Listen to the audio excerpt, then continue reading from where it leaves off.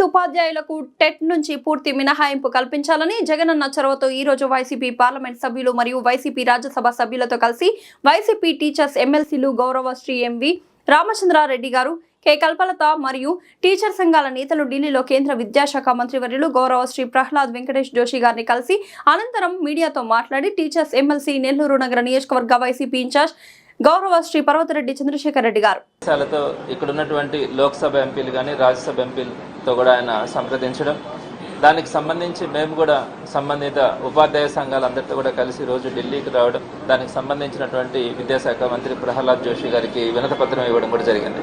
అయితే ఈ సందర్భంగా నేను రెండు విషయాలు మీ దృష్టికి తీసుకుని వస్తాను. ప్రధానంగా ఒకటి ఏంటంటే, ఇది ఉపాధ్యాయ వర్గాన్ని, ఉపాధ్యాయుల సమాజాన్ని అవమానించినట్లే.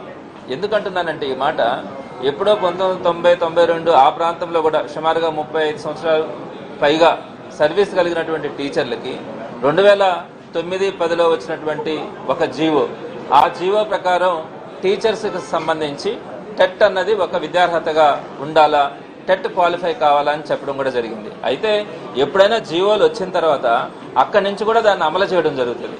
అలా కాకుండా అప్పటికే 20 సంవత్సరాలుగా పైగా ఉన్నటువంటి టీచర్స్ అందరికీ కూడా ఆ టెట్ క్వాలిఫై కావాల్సిందే, అటువంటి నిబంధన ఎప్పుడు కూడా లేదు.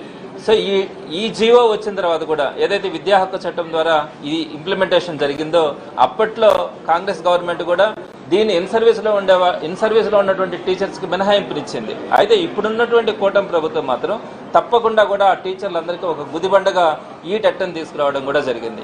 ఎక్కడైనా ఏ ప్రొఫెషన్లోనైనా కూడా మీకు గవర్నమెంట్ పరంగా తీసుకుంటే అనేకమైనటువంటి ప్రొఫెషన్స్ ఉన్నాయి, ఉద్యోగాలు చేసేటువంటి వారు ఉన్నారు. అదేవిధంగా శాసనసభ, శాసన మండలి, పార్లమెంట్ సభ్యులు కూడా ఉన్నారు. వీరందరికీ సంబంధించి ఎప్పుడైనా ఏదైనా ఒక అర్హత కావాలనుకున్నప్పుడు ఆల్రెడీ ఉండే వాళ్ళకు కూడా ఆ అర్హత ఉండాల్సిందే అని చెప్పి తొలగించినటువంటి పరిస్థితి ఇప్పుడు దాకా భారతదేశ చరిత్రలో ఎప్పుడు కూడా ఉండదు, ఏ ప్రొఫెషన్ కూడా లే. మరి ఒక్క టీచర్లకు సంబంధించి మాత్రమే ఈ జీవోని ఇప్పుడు తీసుకొని వచ్చి దీన్ని ఇప్పుడు పాత వాళ్ళకు కూడా ఇంప్లిమెంట్ కావాలని, ఒకవేళ కనుక అలా లేకపోతే మీకు ప్రమోషన్స్ ఉండవు, మీకు టీచర్గా కొనసాగేదానికి కూడా మీకు అర్హత లేదని చెప్పి ఈరోజు మాట్లాడుతూ ఉన్నారంటే ఎంత దురదృష్టం అన్నది మీరు ఆలోచించుకోవాల్సినటువంటి అంశం. ఏముంటుందంటే టెట్ అంటే ఒక ఎలిజిబిలిటీ టెస్ట్. ఆల్రెడీ 30 సంవత్సరాల నుంచి వాళ్ళు టీచర్స్గా ఉన్నప్పుడు వారికి తెలియనటువంటి భాష కానీ, వారికి తెలియనటువంటి మెలకువలు కానీ ఏమీ ఉండవు. మరి అలాంటి టీచర్స్ని ఇప్పుడు మీరు టీచర్లుగా నిరూపించుకోవాలంటే టెట్ రాయాలని చెప్తే అది ఘోరంగా అవమానించినటువంటిదే. ఈ విషయంలో టీచర్ కమ్యూనిటీ అంతా కూడా టెట్ రాస్తారా, క్వాలిఫై అవుతారా, పాస్ అవుతారా అన్న తీసి పక్కన పెడితే ఎవ్వరికీ లేనటువంటి నిబంధన ఈ రోజు ఈ కూటమి ప్రభుత్వంలో టెట్ను తీసుకొని వచ్చి టీచర్లను అవమానించడం అన్నది ఘోరమైన విషయంగా మీరందరూ కూడా చూడాలి. అదేవిధంగా సుమారుగా 30 ఏళ్ళు 40 ఏళ్ళ నుంచి సర్వీస్ కలిగినటువంటి వాళ్ళు, వారికి ఈరోజు సుమారుగా 55 సంవత్సరాల్లో కూడా కొంతమందికి ఉన్నాయి. అటువంటి వయసులో వాళ్ళకి ఆన్లైన్ పరీక్ష పెట్టాలని చెప్పడం, ఆన్లైన్ పరీక్ష ఈరోజు కంప్యూటర్ నాలెడ్జ్ ఈరోజు చాలా మందికి ఉండకపోవచ్చు, వారిని ఆన్లైన్ ఎగ్జామ్ పెట్టాలనడం. అదేవిధంగా ఈరోజు వారికి సంబంధించిన సబ్జెక్టులే కాకుండా ఎస్జిటి కానీ, స్కూల్ అసిస్టెంట్స్ కనుకైతే మిగతా సబ్జెక్ట్స్ని కూడా ప్రిపేర్ అయ్యి ఈరోజు ఎగ్జామ్ రాయాల్సినటువంటి పరిస్థితి. ఇలాంటి పరిస్థితుల్లో వారందరూ కూడా స్కూల్కి వెళ్ళి కూడా సరిగా పాఠాలు చెప్పలేక వారు అక్కడ ప్రిపేర్ అవుతా క్వాలిటీ ఆఫ్ ఎడ్యుకేషన్ కూడా ఈరోజు ఆంధ్రప్రదేశ్లో తగ్గేదానికి అవకాశం ఏర్పడింది.